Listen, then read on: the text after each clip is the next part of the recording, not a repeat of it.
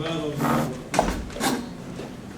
يا مرة مقارقة شمشيخة صالوية وقت تكون لبواتن وخيالا فالهما شاها وقت تلميذ قدير قبل فبليطة وجروسة وخنايد ما دخل قمت وكاملوت الأرض طيلوا في الله بخير دروب قديشة أدية بكل زون والعالم آمين آمين.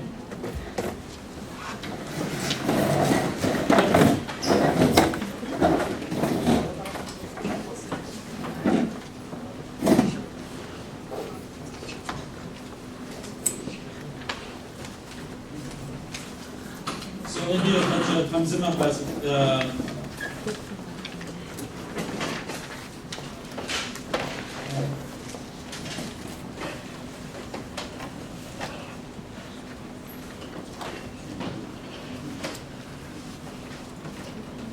من قبل همزة مقباسد مرضى ديشو بطريركا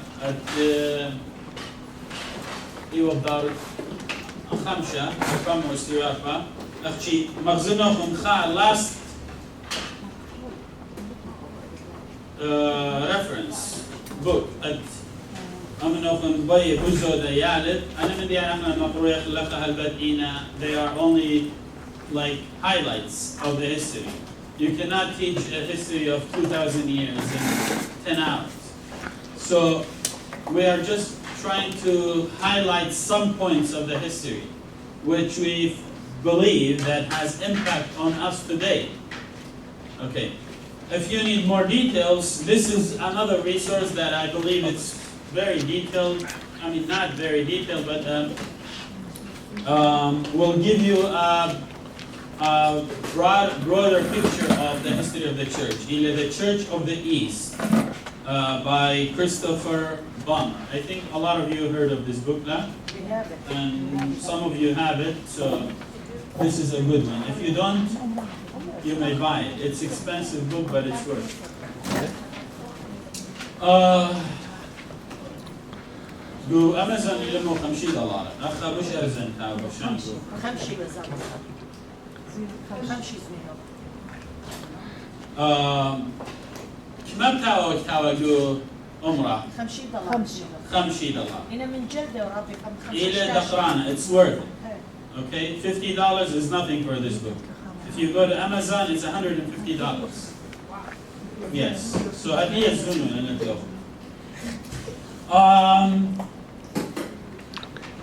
so we are, I call this chapter Declaring Independency. As we saw last lecture, that the church was expanding, was growing rapidly, despite all the difficulties, persecution, lack of resources, lack of money. The church was rapidly growing by the power of the Holy Spirit and the passion of our prelates and monks.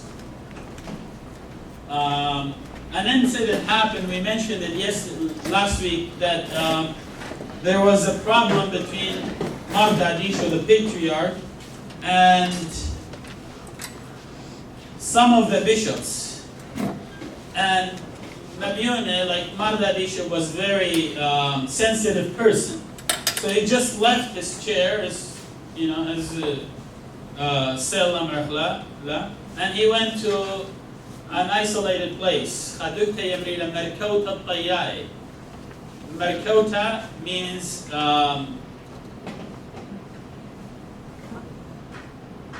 Arabana. Carriage. Merkota means carriage. Tayyai means Arabai, Arab. Those were Christian, Arab Christian. Guhira, the city named Hira. There were two big tribes, Arab tribes that were Christian. Rasasin and Manadira. They lived in Al-Hira. So he went there and he just left everything and went there, and the bishops came all to him, and then they were talking him into come back and become the patriarch again, but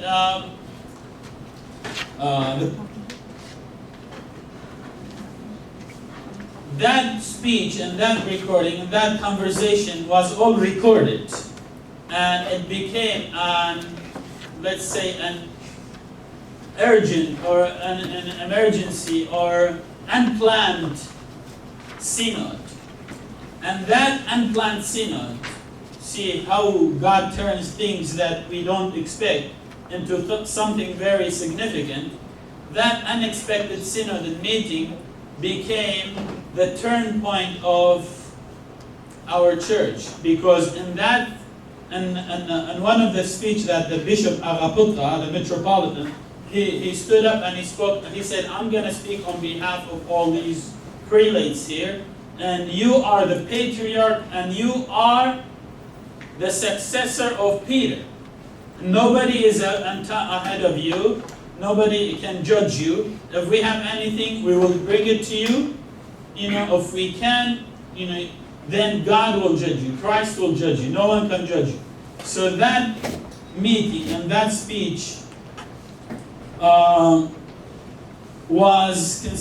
is considered by many scholars that is the turning point where the church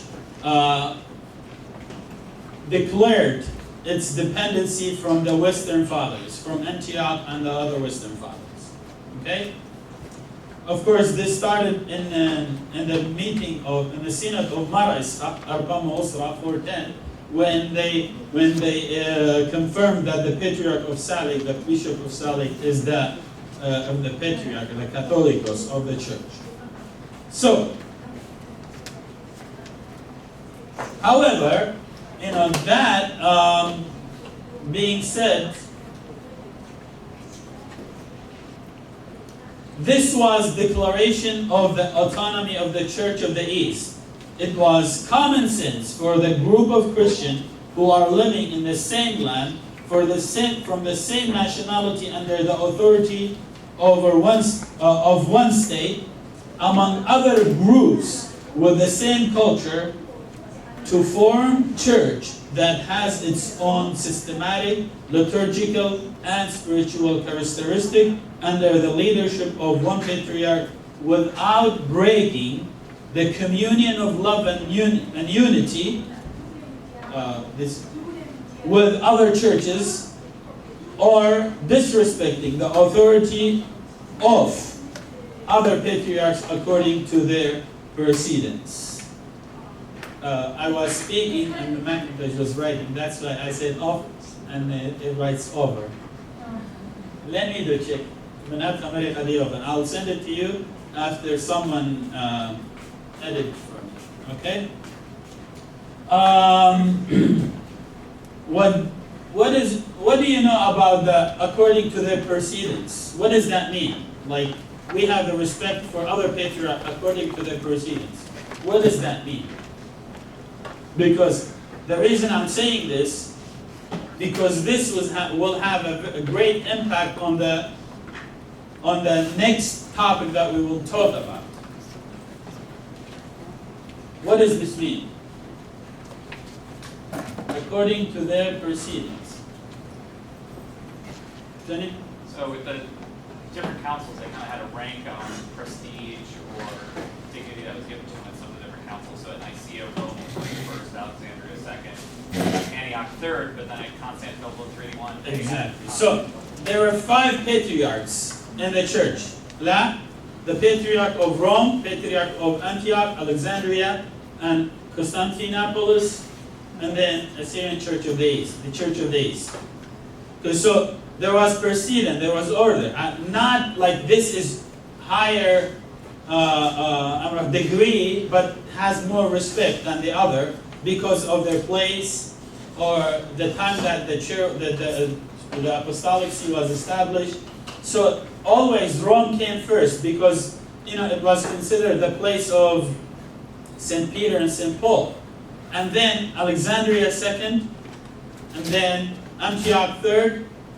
Then when Constantine came and built Constantinopolis, they moved the chair of Constantinople to the second place after Rome. And that's what created the great division between Aurelius, the patriarch of Alexandria, and Nestorius, the patriarch of Byzantium, Constantinople. You see? So, without any disrespect to the authority of the other patriarchs according to their proceedings, we always, even though they declare their autonomy, but they always have respect for the other patriarchs, especially the patriarch of Antioch. However, contact with churches in the Roman Empire was in no way broken off, especially through the school of Edessa and the Sabine, where the Western theological developments influenced the Church of the East since about 430. The school of Persia in Edessa had stood under the theological influence of Theodore of Mopsuestia, who died in 428, whose works were translated into Aramaic. Yeah, sorry. Didn't TV, so.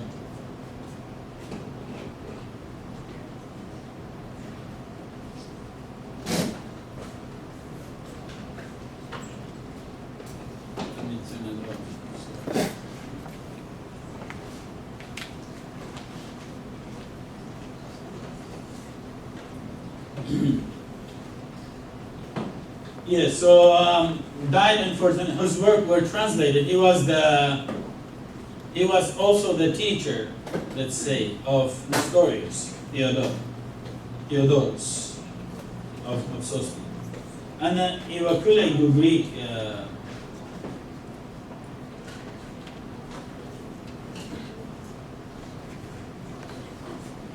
Okay.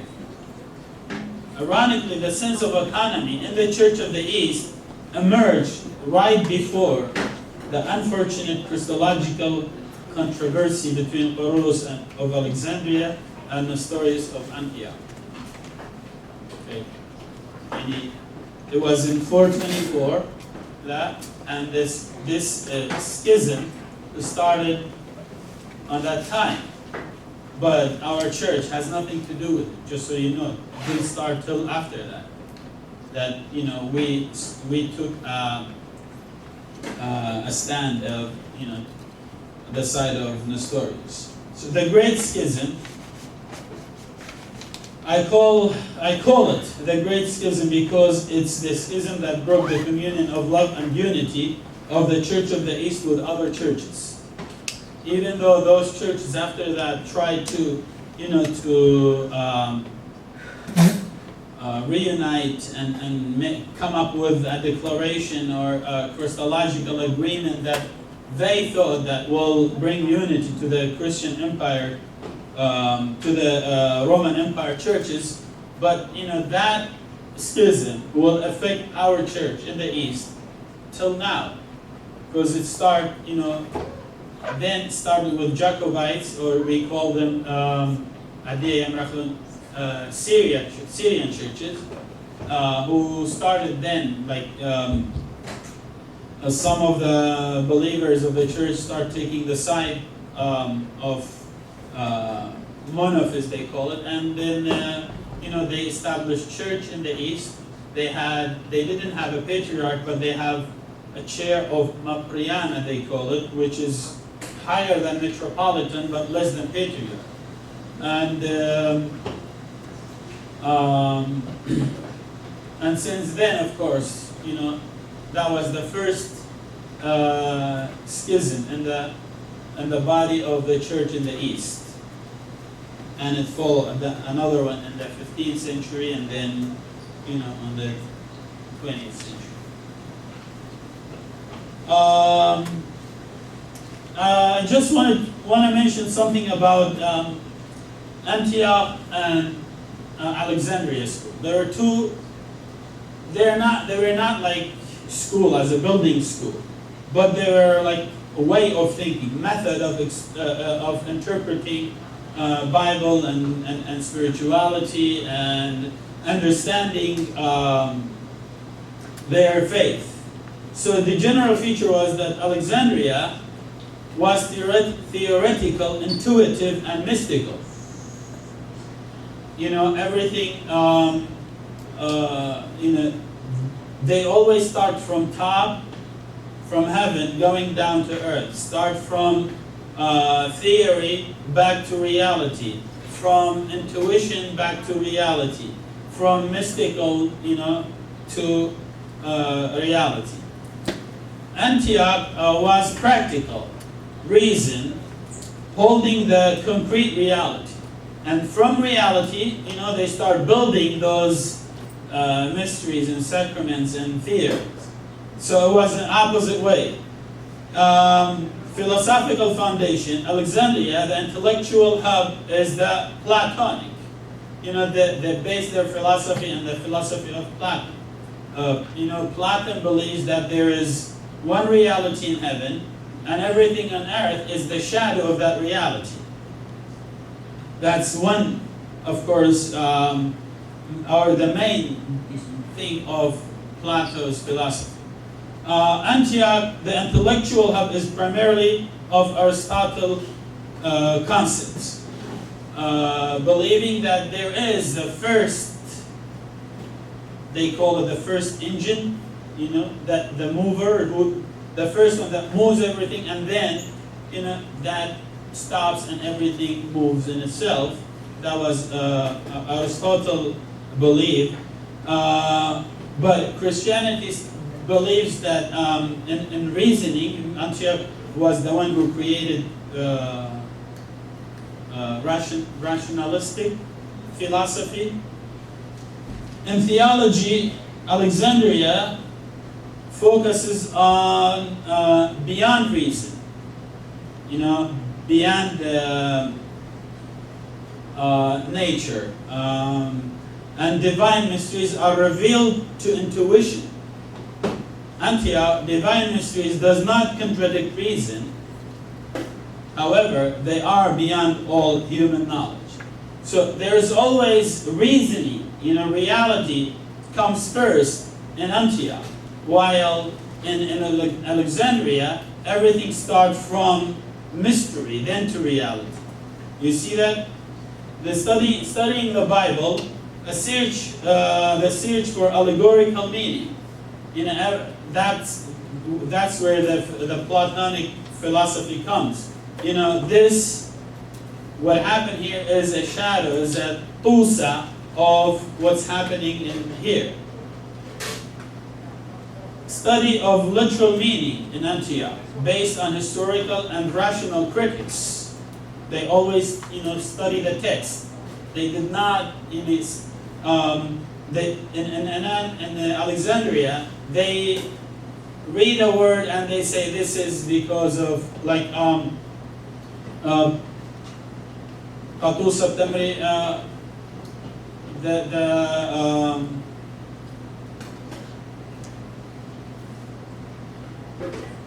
everything that happened in the Bible, for instance, in the Old Testament, was referring now to Jesus, and everything that is, has a moral meaning to our today's life. While in literal meaning, they try to study the words, and for instance, like last week we read the Good Samaritan. So they say in Good Samaritan, they read you have to know that there's hotel, for instance, and he gave him 2 denaries. Those 2 denaries are, two Old Testament and New Testament. The oil is the words and the word of Jesus that heals our wounds. The Samaritan is Adam, and the robber is Adam, and Samaritan is Jesus. And they take the literal meaning and try to give it historical meaning. The divinity of Christ, Alexandria, permeating nature. I don't know if this is the correct word, but means like the nature or like not mixed, but they can like go into each other and come back. You know, tanafud بالعربي يعني. I don't know if what's that word. Like yanfud, you know how the light can go through the window? That's how the nature can be permeated. Okay? So divine elements are absorbed into human element, absorbed human elements. The human element are absorbed into into divinity. Like Syrian Orthodox, Coptic, and Armenian Church. One nature in Christ after incarnation. So they say after Jesus was incarnated, his humanity was absorbed into his divinity and he had only one nature. While in Antioch, full distinguish between the quality of the two natures. The Syrian Church, also, you know, we can say like Catholic or Eastern Orthodox churches, somehow. God is presented in Jesus as in the temple. This is kind of an extreme which our fathers use. Two distinct schools of theology developed in the ancient Coptic capital cities of Alexandria and Antioch.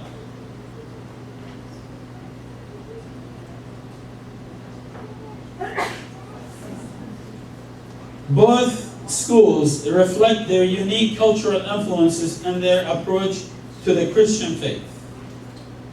Okay, so these two schools, these two way of understanding theology, you know, impacted their region, their area, and of course it was developed from the way the people in that region, in that culture thought. I did not say anything about Alexandria. I just mentioned something about Antioch because, like we mentioned before, that Antioch had influence in our church. Antioch regained the school of Lucian. Little is known of Lucian himself, but from his influence came a more grammatical and historical method of interpreting scripture and doctrine. So it's based on the language. You have to understand the language, the words, then you can interpret after that. Of course, the school went through some difficulties. You know, like if you take that method into extreme, you will cause trouble. You know, Arius was one of the people who followed that method, but he went to extreme. In the sense that he said Jesus was not God. He was a first creation of God, and God through him created all the world. And then another person came, was Paul of Samosata, Paul Shemishtaya, who represent a new movement called dynamic monarchianism.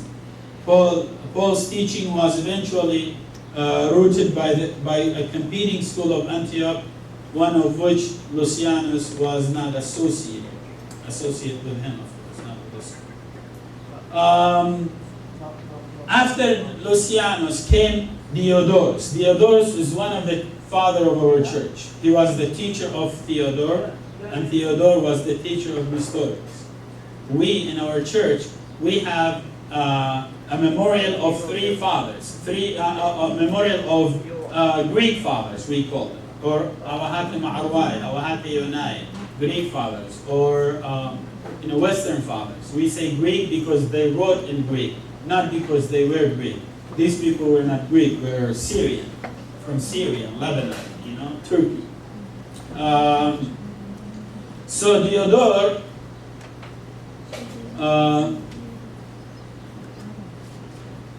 he used, of course, his way, Antiochian way,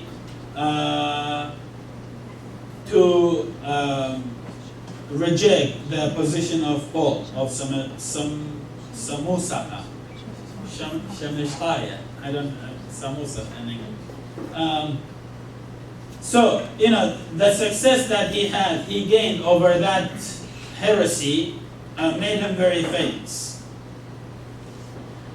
this occasion some of the greatest doctrinal dispute to ever face the church, some of the most important ones revolving around the nature of Christ as both human and divine.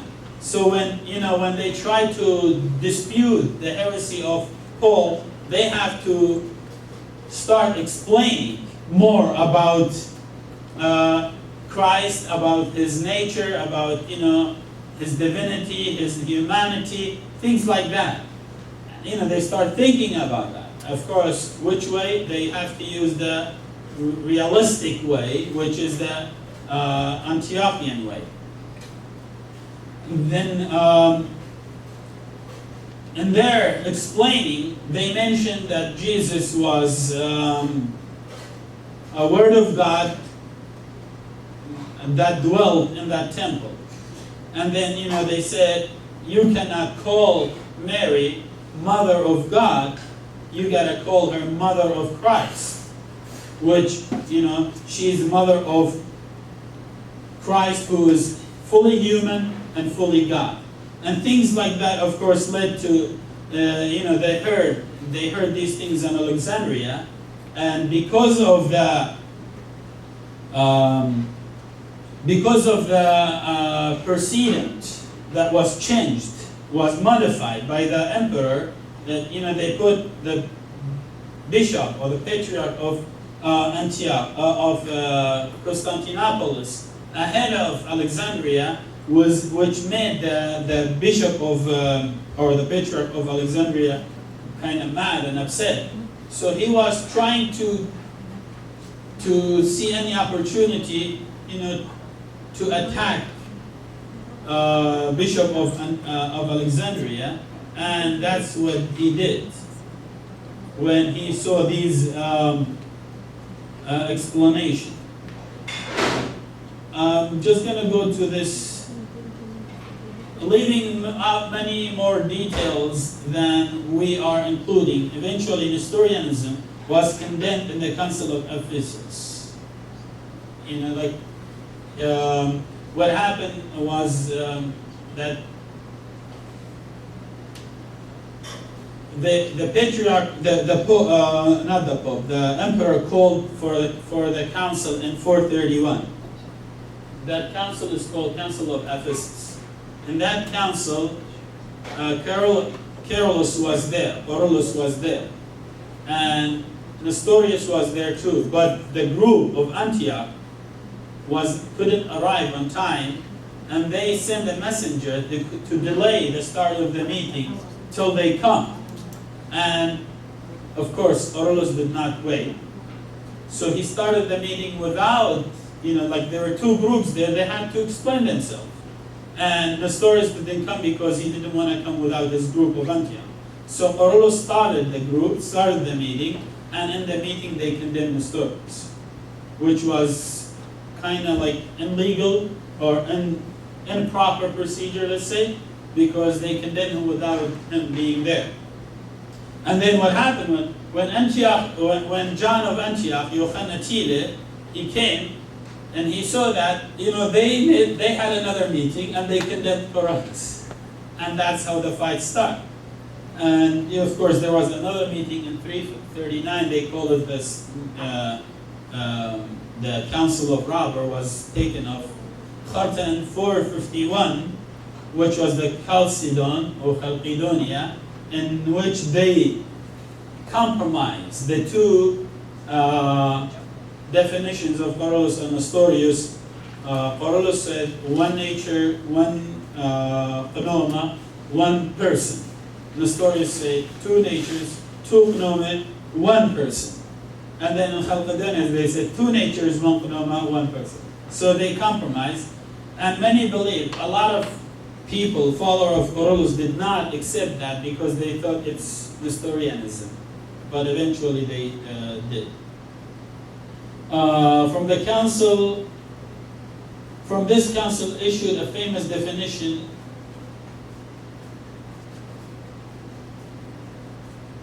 which affirmed Jesus Christ as the one and the same Son of God, of reasonable soul and body, consubstantial with the Father according to the Godhead, and consubstantial with us according to the man. The distinction of nature being by no means taken away by the union. Which, that's what actually the Antioch was saying before, but not in the ayah. So I don't want to go in that detail, those details. And you will see, I wrote somewhere that Carolus and Nestorius, actually they were saying the same thing with different, they have different meaning behind their words because of their cultural understanding, which was, the other one was more mystical than Antioch was more realistic.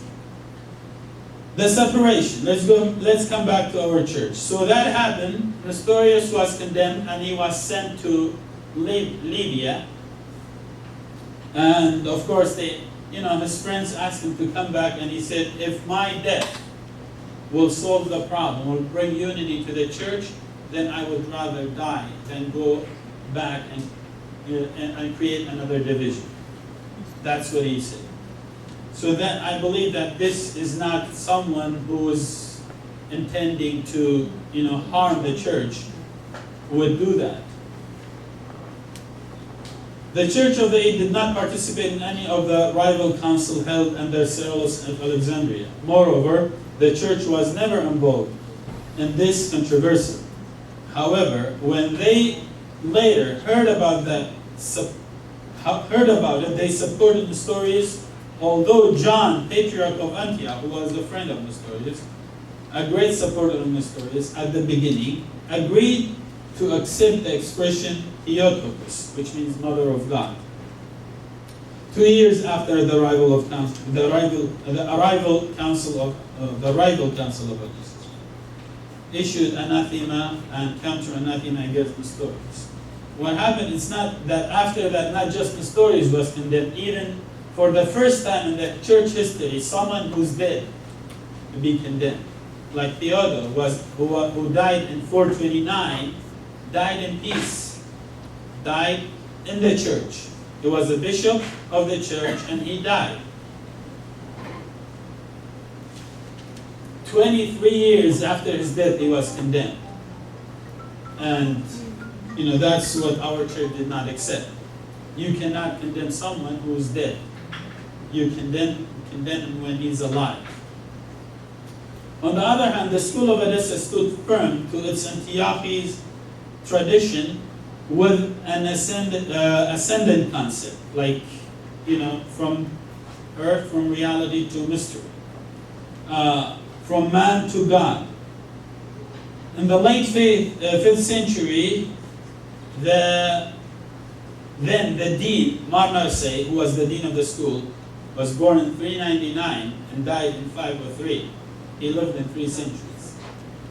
Had to flee across the border of Nasibin. Their bishop, Mar Barsoma, made him the founder of the new school. Actually, it's not new school, it's just they moved that school to Nasibin. Emperor Zeno closed the school of Edessa in 489 and expelled its teachers, while Marnarsay transformed the school from Nasibin into the intellectual and theological center of the Church of the East. The 2 synods of Betlapat, 484, and which they call this Synod of Betlapat because it was not held by Patriarch. Barsoma, who was a metropolitan, called his friends, all the bishops, and they had that synod, that meeting. Of course, against the Patriarch at that time. Because Patriarch Lewaraba, he wasn't very involved, and there was a lot of things going in the church, and a lot of people from western side coming and trying to convert people to Jacobite, Syrian, the monophist. Let's call it monophist.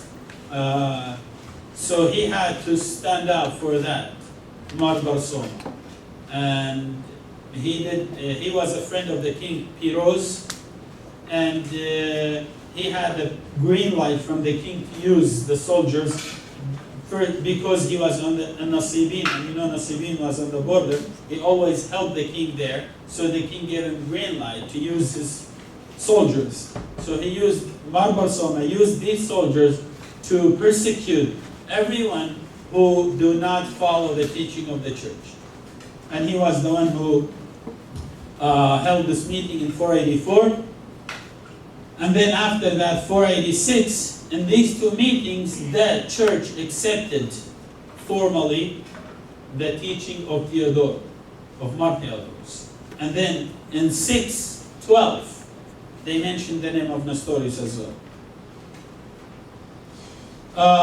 Has been at which church of the East officially adopted Nestorian's line, of course. Nestorian's line, because Nestorius was condemned, and many scholars don't call it Nestorian's line, they call it Theodorian's line. They don't want to give that name, Nestorius, to our church. But, it is reality. We had this name for more than 1,500 years. However, the creed of the synod of the 5th and 6th century can be identified only as strict but orthodox Antiochia. So all these synods that took place in the 6th and 7th century, they were confirming this belief. One last word. So, here we see that the Church of the East, which is a Mesopotamian church, has nothing to do with Western church. As a culture, I mean. They have their own culture, they have their own, we said before that their culture was shown, their Eastern culture was shown in two things. By following Christianity, which is an Eastern religion, and by developing the language, they did not adopt Greek language like all the other cities, like in Damascus, Palestine, Jerusalem. They adopted Greek language as their formal language, except the Church of the East, or Orhei.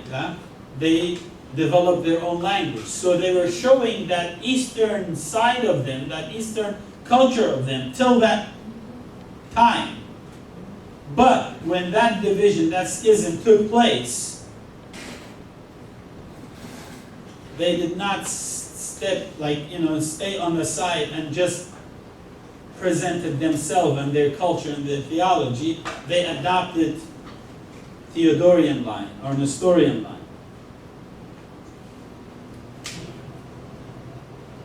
The Council of Chalcedon did not end the quarrel in the East as many had thought.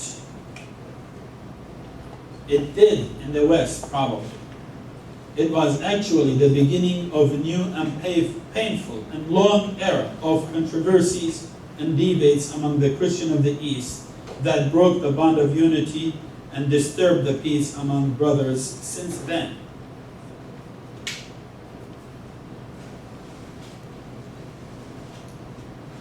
I believe that the Church of the East hurted itself by tying its authentic heritage to this strange ideology and belonging. I mean, Theodorian and Nestorian. If the Church knew how to represent its apostolic Eastern tradition without the influence from the Greek culture and theology, and its consequences in creating intellectual, scholastic, ecclesiastic controversies, its Eastern unity would guarantee more institutional strength, internal union, and evangelical growth. Does that make sense? Do you know what I'm saying here? Huh? I'm going to say it in the series. So even Madincha وبالله لا رابط influence with الله Nestorianism or School of Antioch. لا أخنا نمزمنا School of Antioch تخمن تدخي School of Alexandria. Ina, we didn't say what is the School of Church of the East. Like how did it explain its faith? It's called holistic faith. That you don't go up and down and down. You see all in one picture. You know, you either take it all or you throw it all. لا ليتن يشارك ما أسقط كله. It's holistic. You see human being, not body, soul, spirit.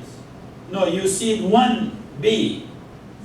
You know, his soul is like my soul is Kasha Gewagis, my spirit is Kasha Gewagis, and my body is Kasha Gewagis. I'm holistic. So Jesus was not, man, God came together and became in Jesus Christ, the Son of Mary and Son of God, and in one person. This is not how we see it. We just see, He is God and man. He's the holistic. No, this one cannot be without this one.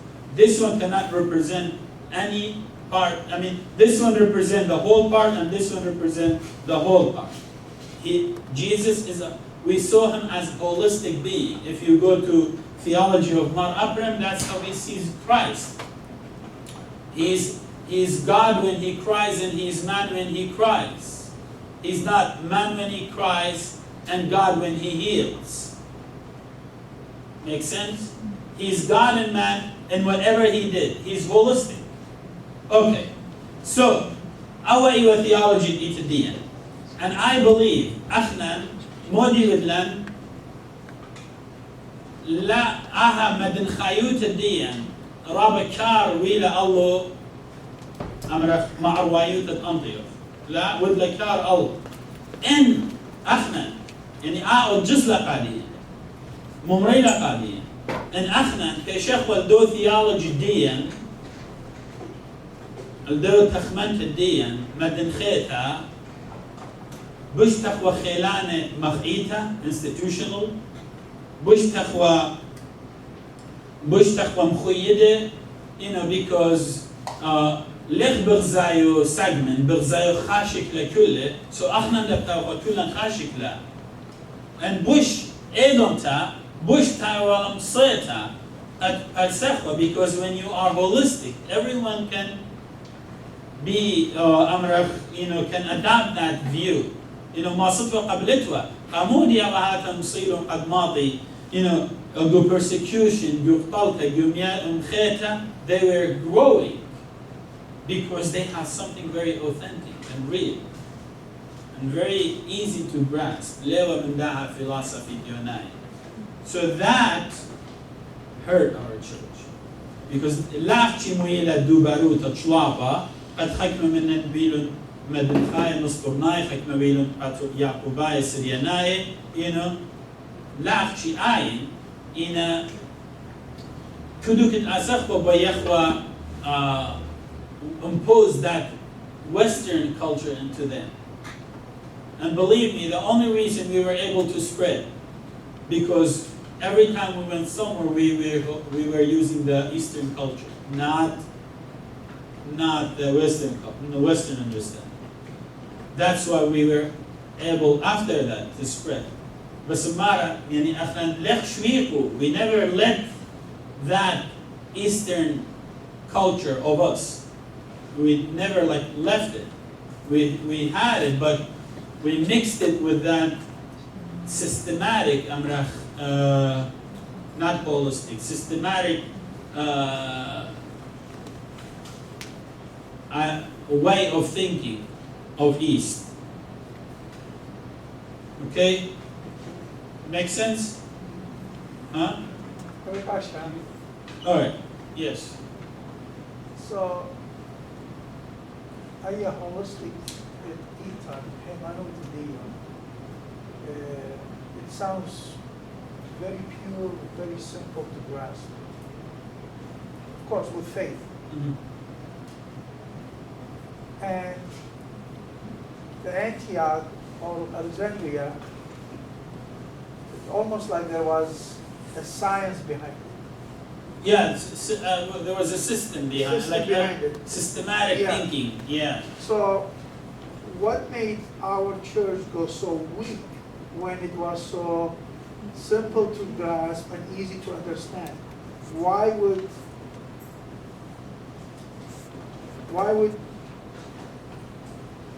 people not get that? I mean, I'm trying to. We're not I'm trying talking to- about institution now. Okay, we're talking about culture and the way of thinking. It's never went weak. It never went weak. It's still, if you look now, all these theology that are coming up, modern theology, I believe it's taking that holistic approach now. That our ancestors, our fathers had it from the beginning, because we are Semitic, and that's how even Tawa Qaddisha, like Bible, it's that holistic understanding of God and human being. It's not, you don't see where Jesus is human and where is God. Nah? It's not division, but like there's not distinguished like that. Jesus, he's God and he's man all the time. Even when he cries, God in the Bible never says that Jesus cried because he was man. Yeah? Yeah, I have a question. Our systematic way of thinking, can you elaborate on that? Huh? A lot of systematic way of thinking mixed into I mean, we adopted into our holistic view, and then sometimes like we have that Yochanan bin Kaya, he goes like Jesus when he cries he was a man, when he raised Lazarus he was God, when he was hungry he was man, when he increased bread and fish he was God.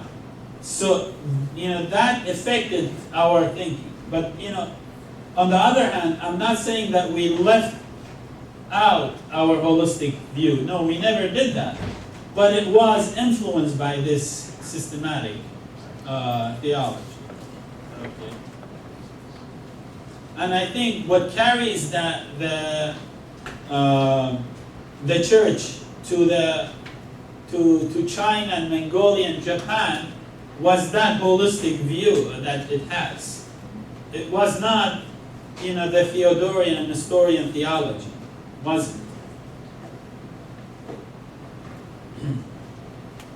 However, seeking knowledge, is the problem of human being. That's what they did. They were seeking knowledge, and it's also the greatness of our race. That's what makes us great, separate us from animals, because we always seek knowledge.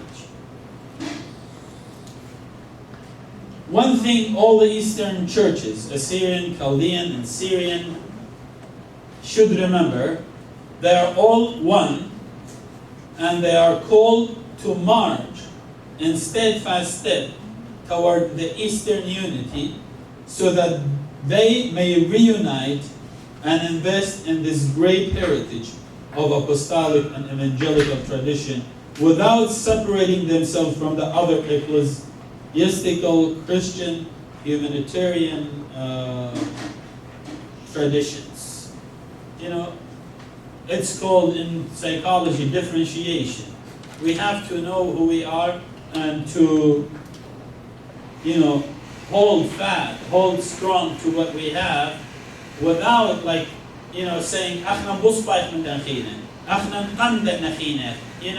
we were the first church. That's not the point of trying to holding fast into our faith and tradition.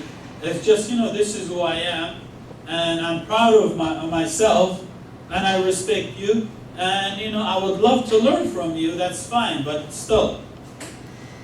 And I think if we always remember that we are called to this, Assyrian, Chaldean, Syrian, we are one, one culture. if you want to call it nation, if you want to call it people, if you want whatever you. But I know we have one culture, language, tradition. We all have one, and we should always, set that as a ground for anything else, any other project that we wanted to work together.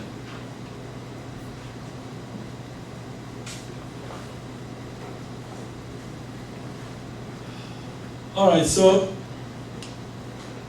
despite this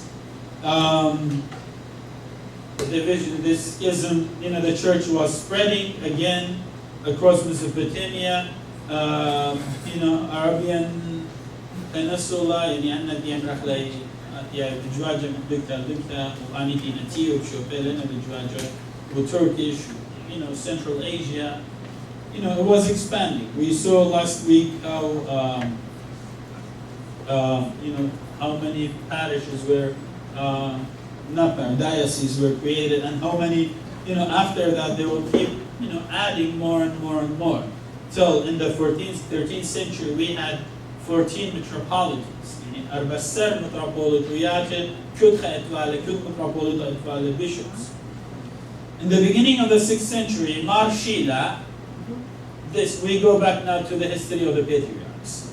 Okay, Mar Shila was archdiakon of Marbawe, 497 to 503. Marbawe was a patriarch during after Barsoma, and who was the one who in his meeting, in his council, they agreed. He confirmed the other Mar Apak's council of following Nestorian's tradition, or accepting Nestorian's tradition. Sheila was married, because in the meeting of Barsoma, 484, I said he gathered all the bishops. One of the things that one of the decisions they made in that council was bishops and monks can get married, and the patriarch can get married. So Shurila Bidwara, Gyanu Dwira, Wakharabanta, Barsoma, Mar Barsoma. So, and after him, all the bishops or the patriarch were married. So Mar Shila was archdiakon, and he was married, and he had so many children. Rabbi Yad Suratla.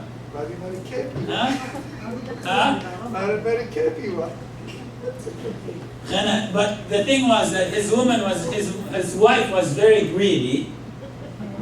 That's why, that affected the church. He started with building churches and schools, but, she said, why you spend money on church? Why don't you take care of your children? You have so many children, you got to take care of them.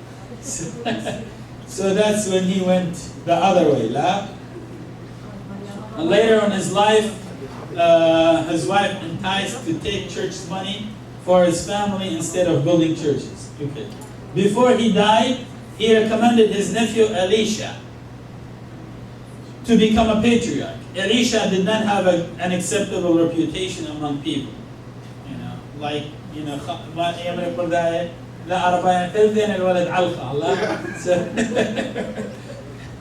Two-thirds of nephew are like the uncle. So his uncle was like that, he would be the same. Therefore, many bishops rejected this recommendation, and they elected Narseh. See, I didn't put Mar here, so you know what I'm doing. To be the patriarch. Despite the rejection, Elisha was ordained due to the influence of his supporters in the palace. He had some friends, bishops that have influence, so they ordained him. And then Narseh also was ordained. Now we have two patriarchs at the same time. Bakhadiyya. We have two patriarchs, but now we have two different churches. We don't have one church. But then we had one church. So what happened was that, this patriarch was, for instance, you come to Chicago, Marcos Ilacha, he belongs to Mar Narseh, to Narseh. So Elisha would ordain another one, put him here. and same on. So all the towns, especially around the Salih and Aya, they had 2 bishops. And that created a division and confusion in the church. The 2 patriarchs started ordaining bishops and anathemizing, yani makhrume, the other patriarch's bishop. When Narseh died after 15 years, the bishop gathered and ordained and denied Elijah about Abdile. They dropped their names from the list of patriarchs. They dropped their names. They elected marpoles. That's why we did not call them mar, because they were not patriarchs. They were dropped. They ordained marpoles. Marpoles only lived 3 months, and he died. And then came one of the greatest era in the Church of the East. Mar'awa was elected. Mar'awa is the only patriarch in the Assyrian Church of the East that we have his memorial. And I mean the ancient patriarchs, but he was the only patriarch that we have a memorial for him in the church calendar. Okay? Dufran Mar'awa. Huh? Marshum Barsabai, he was Sahda. Yes, but La Awale was Sahda. He wasn't the Sahda. He was, but just because he was the patriarch, he did great accomplishments. Okay? So, he was Zoroastrian, yani Zarathushtrai or Parsaya, and he was converted by a monk named Narseh. You know, he was passing by and he saw this guy reading the Bible. His name was Narseh, and he was also called Bushit. And he thought he's Jewish, and he was arguing with him, you know, because then apparently everybody hated Jewish even then. I'm not talking, but Hamashat Yudaye, you know, Nashisaniwa, Tama, they don't know. So he was trying like to talk with him, and then he realized he's Christian, and he started conversing with him, and then, you know, he was converted. He, after he was baptized, he joined the school of Nusibin. He learned Aramaic there, and then he didn't stop. He went to Palestine, Egypt, Athens, and Constantinople, where he learned Greek. He returned back. He wanted to be a monk, but then he changed his mind. He went to teach in the school of Nusibin. After Marpoles died, he was elected patriarch. He was actually forced to become a patriarch. He didn't want it. Although he was a lay person. Almaya, he was elected patriarch. And he was forced to become a patriarch. The church was strengthened under the outstanding Catholicos Mar'awa, who reorganized the church after renewing persecution due to the Persian-Roman War. He took few bishops and metropolitans with him, and he traveled to all the dioceses that were affected by double patriarchy and denied all the bishops ordained this time. He took bishops and metropolitans with him, and he went to all these places and he tried to reorganize it. Every town, people told him this was ordained by Elisha or Narseh. You sit down. If you want to become a Christian, that's fine. If not, Tradu and Ita. And then he was ordaining, he was asking bishop people according to the church law. They were electing bishop, and he ordained them and moved to the next town. And during this travel, he set so many orders and laws that brought the church, back again to its strength, and he was able to make the church stand up again. Rabbi, our Mar'awa ile, Mar'awa ile, Mar'abba? مرأبة يا هي مرأبة أو ألب بيت ألب آوة يمرينا أبا بس هنا أخنا we speak Assyrian so why we call them مرأبة المرأبة لا yeah he also ordered the celibacy he returned the celibacy back مرة أبسقوبة وأول ليش كلام ما سجابه of the prelate and monks, and declared all the strange habits of marriage that were taken from Jews and pagans. Like people were marrying their sisters. Yeah, because that's what Persian did. So they were marrying their sisters, cousins, and he stopped that. And if a man dies, a brother can take his wife, like a Jewish custom. Yeah? So he stopped that too. Some people were taking 2 wives. Stop that too. The other significant accomplishment of Mar'a was building a school of Saleh. He said, this is the patriarch seat. It should have a school here. And he built a school there. And this school lasted for centuries.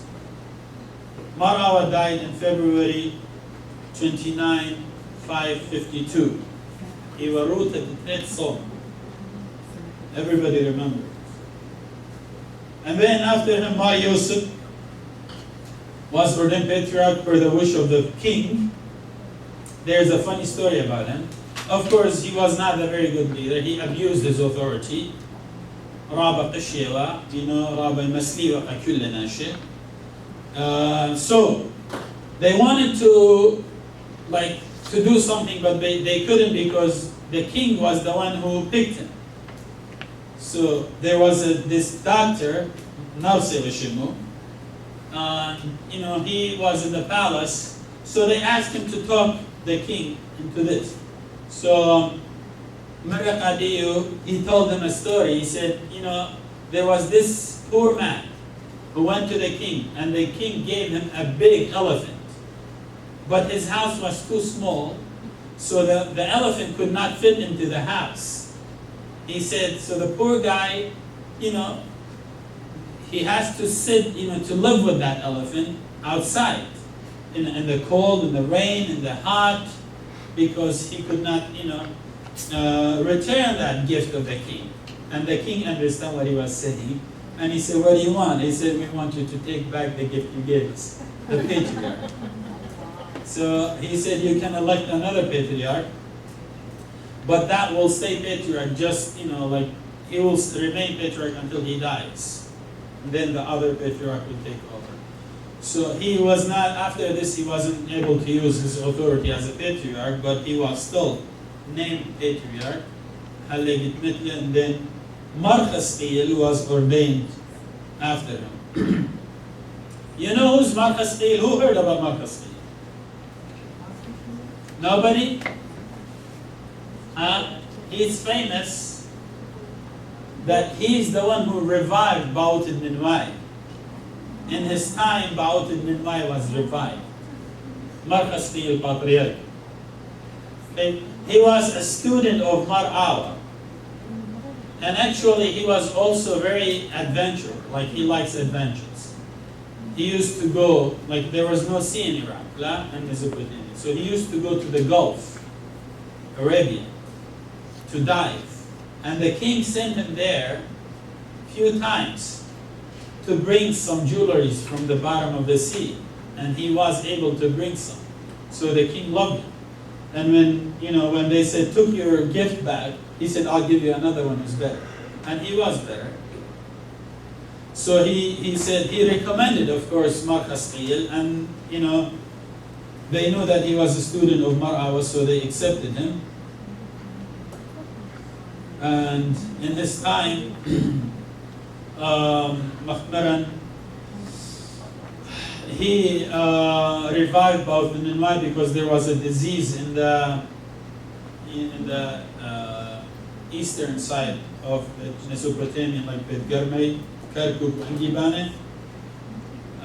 he ordered, he asked people to pray, and then when they prayed, after 3 days, the disease was stopped. So he ordered that this soma, this fast, will be revived in the church every year. And the other thing that he did was, there was a group of Rabbani, monks, that they left their places.